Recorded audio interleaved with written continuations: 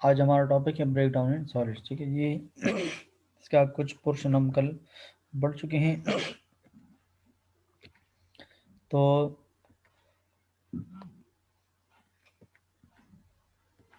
अगर मैं थोड़ा ओवरव्यू दे दूँ पिछले लेक्चर का, तो हमने ये पढ़ा था कि यानी किन फैक्टर्स पे ये डिपेंड करता है सॉलिड का ब्रेक डाउन। ठीक है, सो और क्या क्या प्रॉपर्टीज होनी चाहिए किसी भी एक अच्छे सॉलिड डाइलेक्ट्रिक में, तो वो हमने पढ़े थे। ठीक है, factors affecting the breakdown of solid, फिर हमने principal mechanisms, intrinsic breakdown, electromechanical breakdown. ठीक है, इसका मैं नाम मैंने आपको बताया कि सिर्फ फिलहाल लिस्ट है, और फिर हम इसको एक एक डिटेल से पढ़ेंगे। तो हमने कल इंट्रिंसिक ब्रेकडाउन को कवर कर लिया था कि जो मैन्युफैक्चरिंग फॉल्ट्स हैं, मैन्युफैक्चरिंग डिफेक्ट्स हैं, तो उसकी वजह से आयनाइजेशन, इंट्रिंसिक या आयनिक ब्रेकडाउन इसका अकर होता है। फिर इसके हमने दो टाइप्स, इलेक्ट्रॉनिक और एवलांच पढ़े थे। और मैंने आपको बताया था कि इलेक्ट्रोमैकेनिकल ब्रेकडाउन के बारे में हम थोड़ा बहुत पढ़ चुके थे कि जब हम इलेक्ट्रिकल स्ट्रेस अप्लाई करते हैं, तो अब फॉर एग्जांपल ये है, ठीक है, अब ये इंसुलेटर है, तो मैंने आपको बताया था कि इसमें दो चार्जेस बन जाती हैं, पॉजिटिव एक साइड पे, ठीक है, और नेगेटिव दूसरे साइड पे, ये नेगेटिव है। ठीक है, तो इसके स्ट्रेस की वजह से, इस इलेक्ट्रिकल स्ट्रेस की वजह से ये मैकेनिकली क्या होता है कि इसका जो ये कंप्रेस हो जाता है। ठीक है, अब फॉर एग्जांपल ये यूं बन गया, पहले इसकी थिकनेस ये थी, यहाँ से लेकर यहाँ तक थी, और अब इसकी थिकनेस कम हो गई, यानी कंप्रेशन। ठीक है, तो चेंज इन थिकनेस इसमें आ जाता है, तो इसको हम स्ट्रेन कहते हैं। और जो फोर्स इस पे अप्लाई हुआ है, कंप्रेसिव फोर्स, उसको हम स्ट्रेस कहते हैं। ठीक है, कंप्रेसिव स्ट्रेस। तो ये है स्ट्रेस, इसने इलेक्ट्रिकल एनर्जी ने स्ट्रेस अप्लाई किया, तो ये इलेक्ट्रिकल फॉर्म में स्ट्रेस है। ठीक है, इसमें एप्सिलॉन नॉट एप्सिलॉन आर आपको पता है, पर absolute permittivity, relative permittivity, V is the applied voltage जो हमने अप्लाई किया है यहाँ पे। सही है, यहाँ पे हमने अप्लाई किया है। और D is the gap between these two electrodes. ठीक है, तो ये हुआ वो इलेक्ट्रिकल स्ट्रेस। ठीक है, और दूसरे साइड पे है स्ट्रेन। सही है, ये हुआ स्ट्रेस, और ये है स्ट्रेन, ये लेंथ। ठीक है, initial length divided by the change in length. ठीक है, तो ये हुआ ये। सही ये है स्ट्रेन। अच्छा, सो और स्ट्रेस और स्ट्रेन को हम कहते हैं यंग मॉडुलस, यंग्स मॉडुलस। ठीक है, यंग्स मॉडुलस जो है ये स्ट्रेस ओवर स्ट्रेन। ठीक है, ये स्ट्रेस ओवर स्ट्रेन है। तो इन्होंने स्ट्रेस ये मल्टीप्लाई किया है, इसको वाई, स्ट्रेन को वाई के साथ मल्टीप्लाई किया है, तो ये देखिए stress is equal to Young's modulus into strain. अच्छा, अगर आप कहते हैं कि किस वोल्टेज पे ये कंप्रेस होगा, वो वोल्टेज मुझे चाहिए। ठीक है, वो वोल्टेज मुझे चाहिए किस वोल्टेज पे, तो आप यहाँ से v की वैल्यू फाइंड कर सकते हैं। आप 2d² को इधर मल्टीप्लाई कर दें। ठीक है, 2d² को इधर मल्टीप्लाई किया, और एप्सिलॉन नॉट और एप्सिलॉन आर को यहाँ पे डिवाइड किया।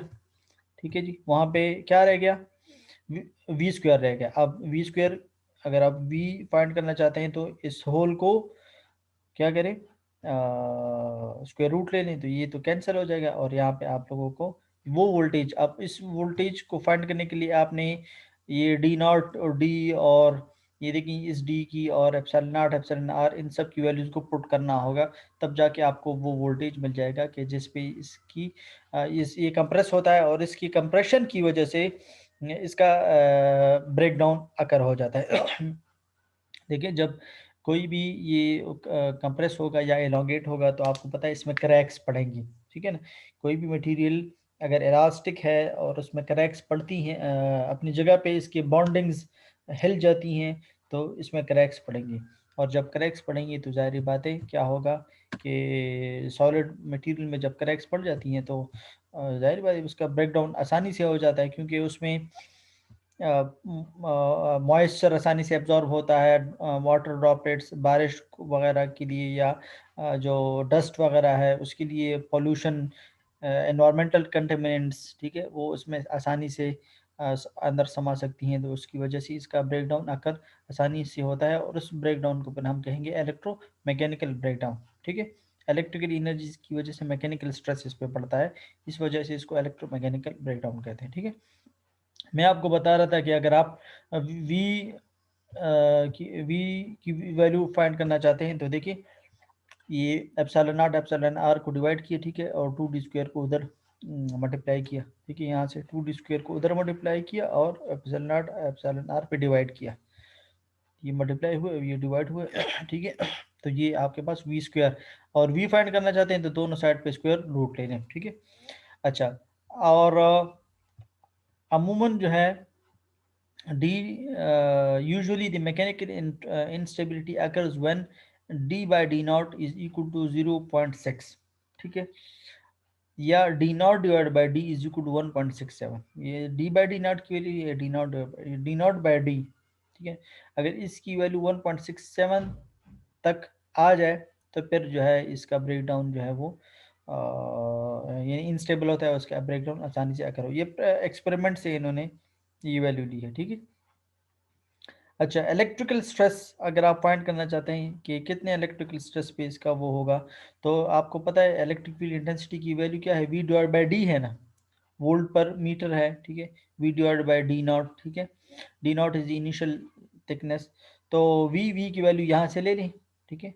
ये देखें, इस पे स्क्वायर रूट अप्लाई, इस पे स्क्वायर रूट, इस वी की वैल्यू आ जाएगी, तो यहाँ पे चूंकि स्क्वायर रूट है तो इस वजह से इस पे स्क्वायर रूट को हम 1/2 से रिप्रेजेंट कर सकते हैं, ठीक है।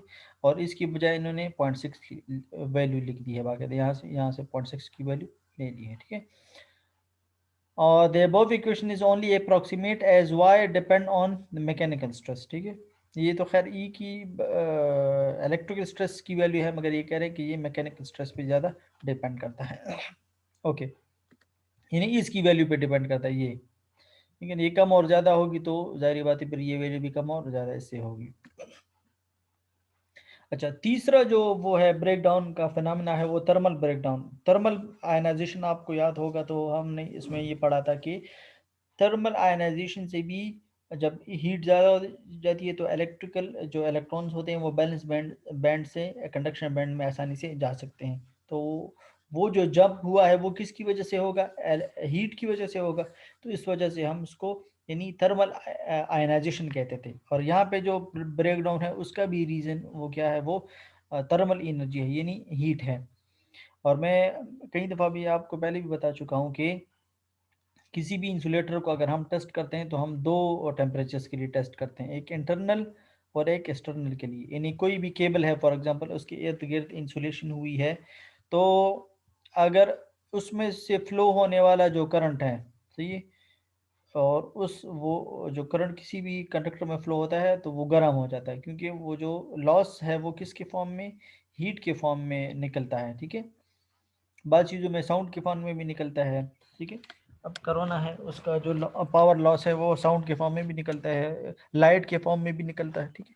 मगर करंट के केस में ये हीट के फॉर्म में अपेयर होता है। तो जो फॉर एग्जांपल अगर ये 50 डिग्री सी हीट प्रोड्यूस करता है तो हम इसको 100 डिग्री सी के लिए चेक करेंगे, क्योंकि एनवायरनमेंट का 50 डिग्री एक्सटर्नल हीट, ठीक है, और 50 जो है वो जो यहाँ पे इंटरनल करंट के फ्लो होने की वजह से फ्लो है, तो टोटल मिला के 100 डिग्री सी के लिए हम इसको चेक करेंगे, ठीक है, ताकि ये इसको विथस्टैंड करता है या नहीं करती, यानी इसकी थर्मल स्टेबिलिटी है कि नहीं है इस केबल की इंसुलेशन की, ठीक है। तो मैं आपको बता रहा हूँ कि थर्मल ब्रेकडाउन भी अगर होता है, ठीक है, किसकी वजह से, थर्म की वजह से, सही।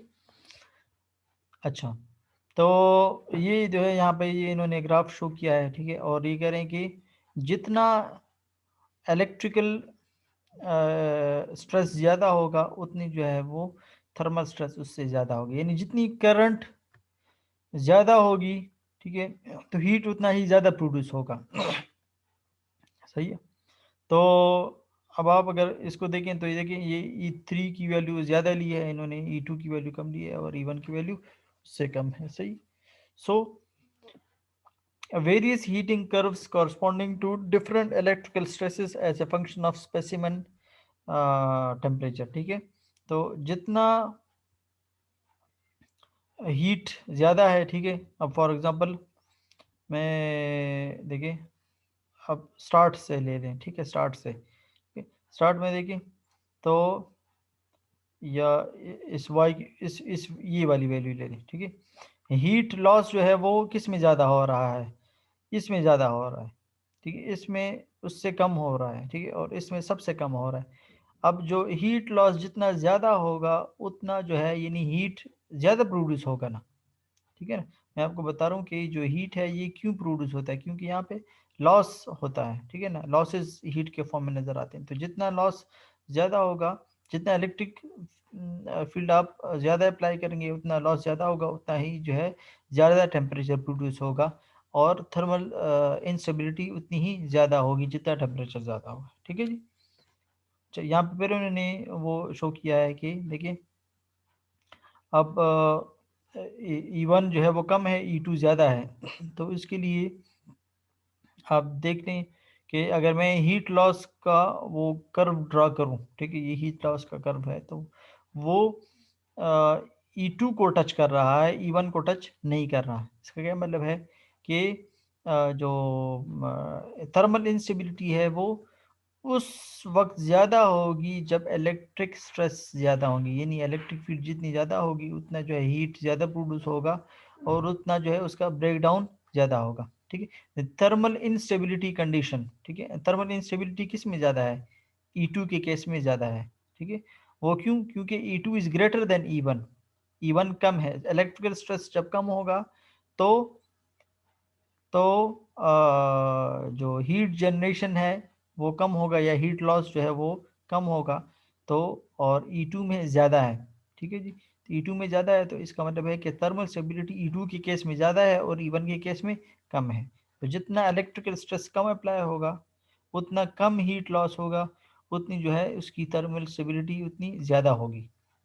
जितना इलेक्ट्रिकल स्ट्रेस ज़्यादा होगा उतनी हीट लॉस पेयर ज़्यादा आएगा, और उसकी वजह से जो वो है वो ज़्यादा होगा, ये थर्मल स्टेबिलिटी उतनी जो है वो ज़्यादा होगी, सही है। ओके, इलेक्ट्रोकेमिकल ब्रेकडाउन, ठीक है जी।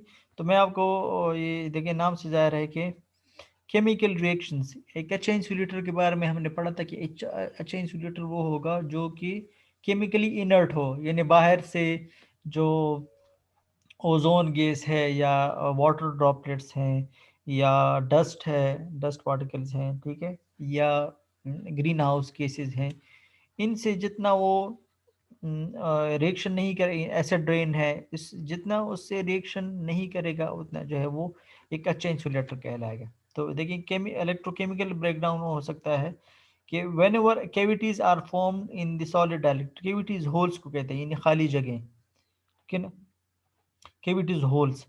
Whenever cavities are formed in the solid dielectric, the dielectric strength in these solid specimen decreases. तो उसका dielectric strength कमजोर होगा जितना उसमें दरारें होंगी, जितना उसमें सुराखें होंगी, ठीक है, तो उस उतना ही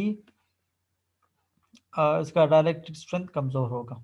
अच्छा, it is related to the thermal breakdown in presence of air and gases due to the chemical reaction with insulating material, dielectric strength effects। अगर यानी जो इसमें पोर्स होंगी, जो कैविटीज होंगी उसमें एयर होगा, और उसकी वजह से ये एक इम्प्यूरिटी का काम देगा, सही है। Due to the oxidation with some air और ozone, that is rubber in is oxidized with ozone and cracks in pressure of the ozone, ठीक है। यानी ओजोन क्या है, ओजोन आपको पता है O3 उसका फार्मूला है, ठीक है। तो इसकी ये ऑक्सीडेशन से ओजोन किस तरह बनेगा, अब ये देखिए ये O2 ऑक्सीजन है, एयर का ऑक्सीजन है, ठीक है। तो O2 ब्रेक होके हीट की वजह से अगर इसकी बर्निंग ब्रेक हो गई, ठीक है, और यहाँ से भी, ठीक है, तो क्या होगा कि जो अब यहाँ से बॉन्ड ब्रेक हुआ तो ये ऑक्सीजन एयर का इस आयनाइज्ड ऑक्सीजन के साथ रिएक्शन करके कि इससे क्या बना देगा, ओजोन बना देगा, तो इससे ये उतरी, ठीक है। तो यानी अब ये क्या हुआ, केमिकल रिएक्शन हुआ ना, अब ओजोन जो है वो उसकी डाइलेक्ट्रिक स्ट्रेंथ को कम करता है, सही है जी।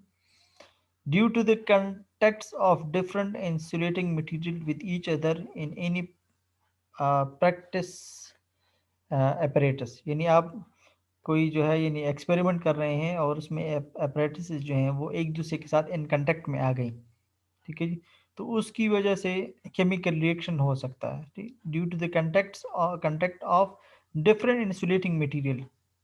यानी ऑयल, फॉर एग्जांपल ये ऑयल एक इंसुलेटिंग मटेरियल है, ठीक है, और गैस दूसरा इंसुलेटिंग मटेरियल है। एक्सपेरिमेंट के दौरान ये दो आपस में एक कांटेक्ट में आ गई, ठीक है, डिफरेंट इंसुलेटिंग मटेरियल्स, ठीक है। या हमने जो कमर्शियल लिक्विड्स पढ़े थे, एक लिक्विड दूसरे के साथ कांटेक्ट में आ गया, ठीक है। यानी आप स्टरिंग कर रहे थे, ठीक है, अब एक को स्टर किया और फिर उसी चम्मच से दूसरे को स्टर किया, तो उस चम्मच में इसके ज़र्रात पड़ गए। अब वो उसी से आप इसको हिलाएंगे, स्टर करेंगे, ठीक है, तो अब इसके ज़रात इसमें आ जाएंगे, तो ये अब कंटेक्ट हुआ एक इंसुलेटिंग मटेरियल का दूसरे इंसुलेटिंग के साथ मटेरियल। ये लिक्विड का कंटेक्ट है, सॉलिड का कंटेक्ट आप जानते हैं कि वो भी हो सकता है, सॉलिड का गैसेस के साथ कंटेक्ट हो सकता है, तो इससे भी केमिकल रिएक्शन हो सकता है, ठीक है। एसिड पड़ा है वो कंटेक्ट हो गया due to the presence of moisture and water droplets. बारिश होगी या मॉइस्चर का वो है, ठीक है, तो वो भी जो है यानी केमिकल रिएक्शन करके उसका ब्रेकडाउन कर सकते हैं, ठीक है। डिट्रीविएशन जो है वो किसी चीज़ का बिगाड़ देना, इसको डिट्रीविएशन कहते हैं। तो electrochemical deterioration is due to the presence of mobility of the ions which are responsible for the leakage of current and energy loss in the material, ठीक है। ये जो सारी चीज़ें हैं ये क्या करते हैं, आयनाइजेशन करके यानी इलेक्ट्रॉन की मोबिलिटी यानी उसकी मोशन को ज़्यादा करता है, ठीक है। जितने फ्री इलेक्ट्रॉन्स ज़्यादा प्रोड्यूस होंगे, किस वजह से, केमिकल रिएक्शन की वजह से, केमिकल रिएक्शन या केमिकल के कंटेक्ट्स की वजह से, तो क्या होगा, उतनी जो है फ्री इलेक्ट्रॉन ज़्यादा होंगे, उतना लीकेज ऑफ करंट ज़्यादा होगा, उतना जो एनर्जी लॉस ज़्यादा होगा, और जब ये ज़्यादा होंगे तो हम ये कहेंगे कि क्या आकर हो गया, ब्रेक डाउन आकर हो गया, ब्रेक डाउन होकर, सही है।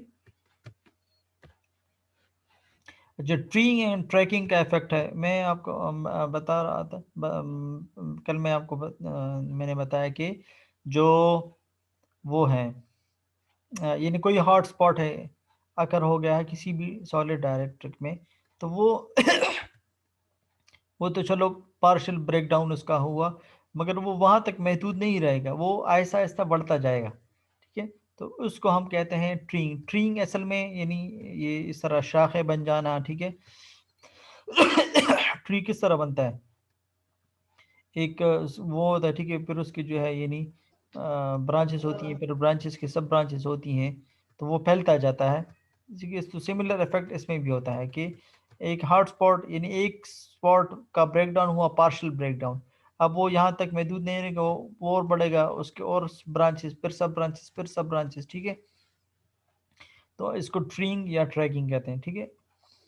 तो ये फिनोमेना जो है यानी the treeing phenomena can be readily demonstrated in laboratory applying an impulse voltage. Impulse voltage आपको मैंने बताया था कि बहुत ज़्यादा वोल्टेज कम ड्यूरेशन के लिए, यानी इस तरह, और इसकी मिसाल मैंने आपको दी थी लाइटिंग की, यानी जो थंडर है, थंडर लाइटिंग, यानी माइक्रो सेकेंड्स के लिए या मिली सेकेंड्स के लिए बहुत ज़्यादा वोल्टेज को वो फ्लो कर देता है, तो इसको हम कहते हैं इम्पल्स वोल्टेज। आप लेबॉर्ट्री में इसको यानी ये कह रहे हैं कि आप ट्रीइंग या ट्रैकिंग को लेबॉर्ट्री में आप वो कर सकते हैं, आप कोई भी इंसुलेटर लें और उसको इम्पल्स वोल्टेज अप्लाई कर दें, ठीक है।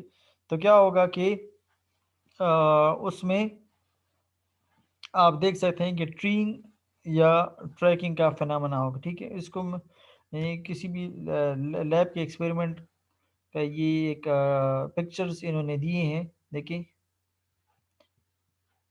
आप देख सकते हैं इसमें कि अब ये कंटेक्ट है, ठीक है जी, कंटेक्ट, तो सॉलिड के कंटेक्ट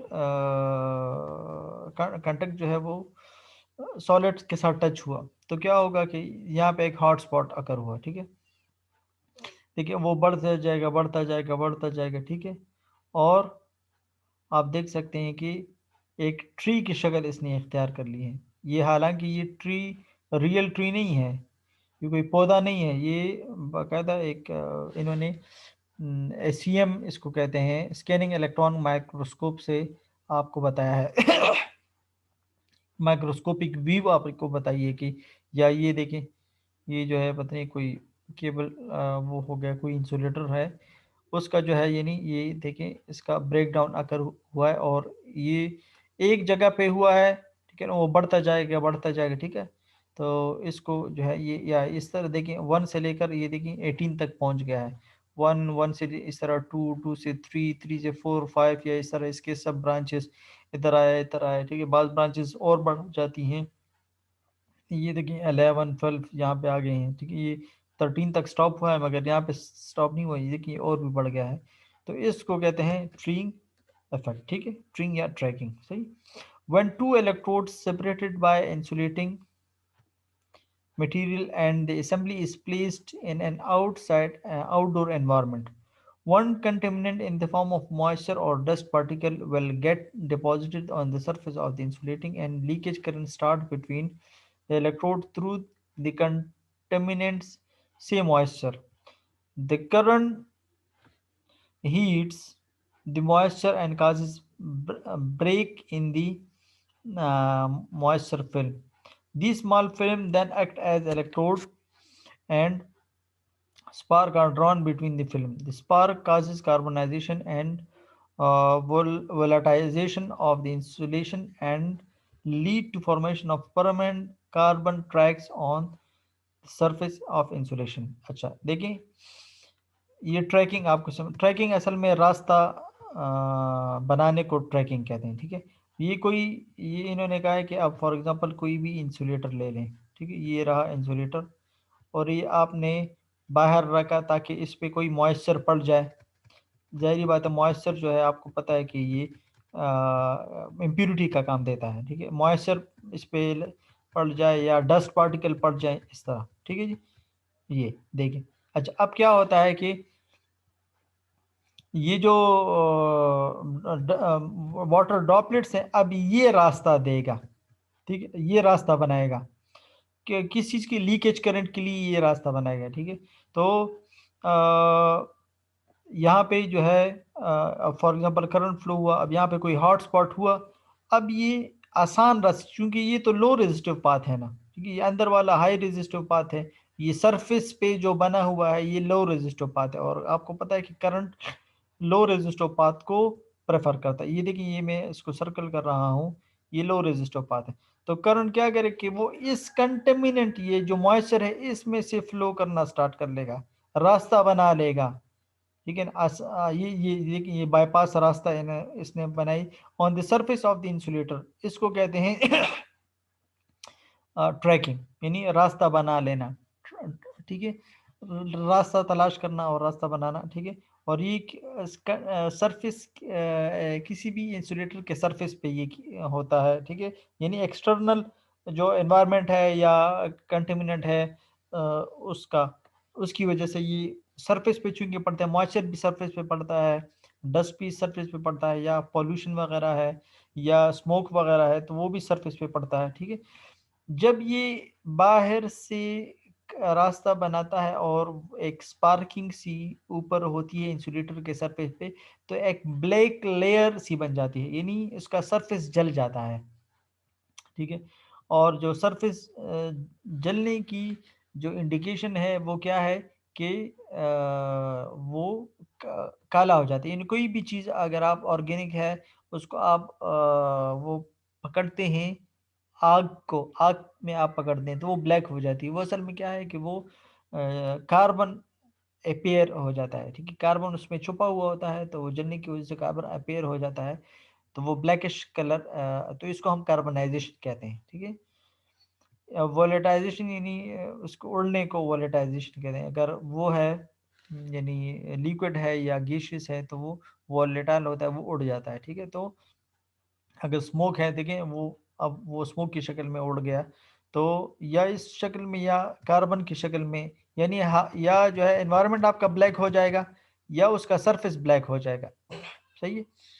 तो यानी आप रबर जब जल जाता है तो वो एनवायरनमेंट को इस तरह ब्लैक ब्लैक स्मोक उससे निकलता है, तो ये इंडिकेशन है किस बात की, ट्रैकिंग की, कि वो उसने आर्क को ट्रैक किया और सरफेस पे ही यानी ब्लैकिश कलर आ गए। तो this is actually the indication of electrochemical breakdown. ठीक है। अच्छा, पार्शियल ब्रेक डिस्चार्ज क्या होता है कि एक कंप्लीट डिस्चार्ज होता है, एक पार्शियल पार्शियल अधूरे को या इनकम्प्लीट को कहते हैं, या हाफ को कहते हैं। ठीक है, आधा आधा। ठीक है, पार्शली। तो पार्शियल डिस्चार्ज यानी किसी खास हिस्से में अगर वो हो जाए, डिस्चार्ज हो जाए, वाइड अगर फॉर एग्जांपल ये पूरा इंसुलेटर है और इसमें एक वाइड है, वाइड भी खाली जगह को कहते हैं, और कैविटी भी खाली जगह को कहते हैं, और होल भी खाली जगह को कहते हैं। ये तीनों एक ही चीज़ है। ठीक है, वाइड या कैविटी या होल एक ही। ठीक है, अब यहाँ पे वाइड अकर हो गया है। ठीक है, तो अब ये देखिए पूरा ब्रेक डाउन अकर नहीं हुआ, सिर्फ इसका, इसको हम हॉट स्पॉट भी कहते हैं, यानी सिर्फ एक खास जगह पे का मुतासर होना है, इसको हॉट स्पॉट कहते हैं। ठीक है, तो एक यहाँ पे हॉट स्पॉट अकर हुआ है, तो इस रीजन का हम ये कहते हैं कि इस रीजन का सिर्फ ब्रेक डाउन हो गया है, और इसको हम कहते हैं पार्शल ब्रेक डाउन, या चूंकि यहाँ पे स्पार्किंग सी होती है इस खास जगह पे, तो इसी हमको पार्शल डिस्चार्ज कहते हैं। पीडीबी इससे रिप्रेजेंट किया जाता है, पीडी। ठीक है, पार्शल डिस्चार्ज। तो ये ठीक है कि ये फॉर द टाइमिंग सिर्फ यहाँ पे है, मगर ये आहिस्ता आहिस्ता जो है वो रास्ता बनाता जाएगा और इसका कंप्लीट ब्रेक डाउन होगा। मगर फॉर द टाइमिंग हम इसका पार्शियल वो पढ़ते हैं कि ये partially ये होता है। Partial discharge are defined as the internal discharge which causes the breakdown of voids or cavity और द गेशियस पॉकेट्स, इसको गेशियस पॉकेट्स भी कहते हैं, क्योंकि ये खाली जगह होगी तो अब इसमें क्या होगा, इसमें एयर जाएगा ना, और इस एयर को हम एयर पॉकेट यानी गैस का पॉकेट, यानी उसका एक जेब है और जेब में गैस है। ठीक है, तो which have the same effect of treeing on the insulin, यानी स्टार्ट में इस तरह होगा, मगर वाइड जो है वो आहिस्ता आहिस्ता बढ़ता जाएगा बढ़ता जाएगा। ठीक है, और ट्रीइंग एंड ट्रैकिंग की शक्ल इख्तियार कर ले ट्रीइंग। ठीक है, when the voltages are applied due to capacitance action। अच्छा, यहाँ पे इस तरह होगा, ये वायर्ड है। ठीक है, तो ये अगर हम इसको इलेक्ट्रिकल एनर्जी की इलेक्ट्रिकल टर्मिनोलॉजी में या इलेक्ट्रिकल इक्विवेलेंट सर्किट इसका हम बनाएंगे तो हम वो इस तरह बनेगा। ठीक है ना, अगर दो वायर्ड्स हैं तो फिर हम दो कैपेसिटर बनाएंगे।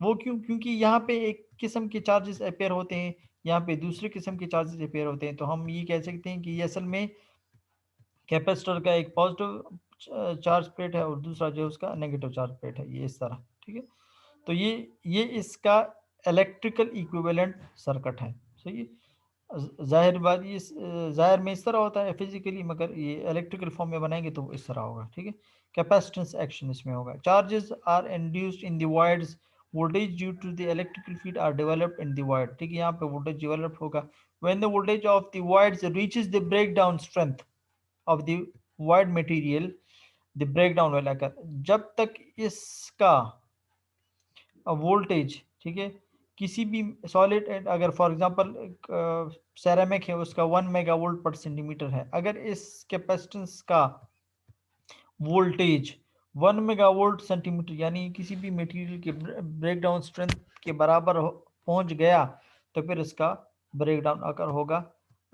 ठीक है, वैसे अकर नहीं होगा, वैसे वाइड ही रहेगा, उस पर कैपेसिटेंस इफेक्ट होगा मगर ब्रेकडाउन नहीं होगा जब तक कि उस कैपेसिटर का वोल्टेज उस मटेरियल के डाइलेक्ट्रिक स्ट्रेंथ के बराबर ना हो जाए। ठीक है, आपको पता है ब्रेकडाउन तब वैसे अकर नहीं होता, ये तब अकर होता है जब किसी उस मटेरियल के डाइलेक्ट्रिक स्ट्रेंथ तक ना पहुंच जाए। सही है, तो ये हुआ यानी पार्शियल डिस्चार्ज। अच्छा, ओके, ठीक है जी। The effect of partial discharge on the insulating material is the same as that of the tree। ठीक है, यानी मैं आपको बता रहा हूँ कि वाइड नहीं होगा, वो वाइड स्टार्ट में होगा मगर वो वाइड बढ़ता जाएगा और ट्री की शक्ल इख्तियार करेगा। During the partial discharge charges are induced in the voids, ये फिर वही बात है कि चार्जेस यहाँ पे पेयर होंगे। The charge particles have sufficient energy to break the chemical bond of the dielectric specimen. इस चार्ज पार्टिकल्स में इतनी सलाहियत मौजूद है कि वो इस मटेरियल के केमिकल बॉन्ड्स को तोड़ दे। ठीक है। During the discharge heat is generated, और जाहिर बात है जब डिस्चार्ज होगा तो स्पार्किंग की वजह से, स्पार्क भी डिस्चार्ज ही है ना, डिस्चार्ज की वजह से हीट प्रोड्यूस होगा। तो अब इसके साथ थर्मल ब्रेकडाउन भी इकट्ठे हो गया, क्योंकि हीट की वजह से कार्बनाइजेशन होगी, और एरोजन, एरोजन जो है आहिस्ता आहिस्ता खाने को कहते हैं। ठीक है। यानी कोई चीज़ तो आहिस्ता आहिस्ता करके वो खा जाती है। यानी आप स्विच है, स्विच का प्लास्टिक से बनाया और उसकी स्पार्किंग हो रही है, हो रही है, तो आखिर थोड़ा थोड़ा कटता जाएगा, कटता जाएगा, कटता जाएगा, तो इसको कहते हैं एरोजन। ठीक है। इस वॉइड की वजह से भी ऐसा ऐसा ये वॉइड बढ़ेगा बढ़ेगा बढ़ेगा, यानी खाता जाएगा, डिस्चार्ज उस मटेरियल को खाता जाएगा, तो हम ये कहते हैं कि इसकी एरोजन हो रही है, वो ख़त्म हो रहा है आहिस्ता आहिस्ता। और chemical degradation and with the result thickness of the insulation is reduced. जब एरोजन होगी तो जाहिर बात है इंसुलेशन की थिकनेस कम होती जाएगी, और जब कम होगी तो हमने स्टार्ट में ये पढ़ा था कि अगर किसी भी मटेरियल की थिकनेस ज़्यादा होगी तो उसका ब्रेक डाउन स्ट्रेंथ ज़्यादा होगा, और जिसकी थिकनेस कम होगी उसकी ब्रेक डाउन स्ट्रेंथ कम होगी। तो जब एरोजन होगी डिस्चार्ज की वजह से, वो वॉइड बढ़ता जाएगा, उसकी एरोजन होगी, तो हम ये कहेंगे कि उसकी थिकनेस कम होती जाएगी, और जब इसकी थिकनेस कम होती जाएगी तो उसका ब्रेक डाउन अगर होगा, और फिर हम उसको पार्शल ब्रेक डाउन, और नहीं, फिर जब कंप्लीट हो जाएगी तो फिर हम उसको पार्शल ब्रेक डाउन नहीं कहेंगे, बल्कि उसको हम ग्लोबल ब्रेक डाउन कहेंगे। सही है। तो ये हुआ सॉलिड डाइलेक्ट्रिक का। अगर आप लोगों का कोई क्वेश्चन है तो आप पूछ सकते हैं। कोई क्वेश्चन है आप लोगों का? Sir, we will ask in later, sir. Ji ji Okay, sir. जी। किस स्लाइड में है आपका? हेलो। सर वो कह रहा है कि बाद में अगर हुआ तो पूछ लेंगे अच्छा, सर। सही सही, मैं समझा उसका कोई क्वेश्चन है। ठीक है, चलो फिर मैं मीटिंग को लीव कर देता हूँ। ठीक है। ठीक है सर जी। Okay, sir. Okay, sir. Allah Hafiz. अल्लाह हाफिज़।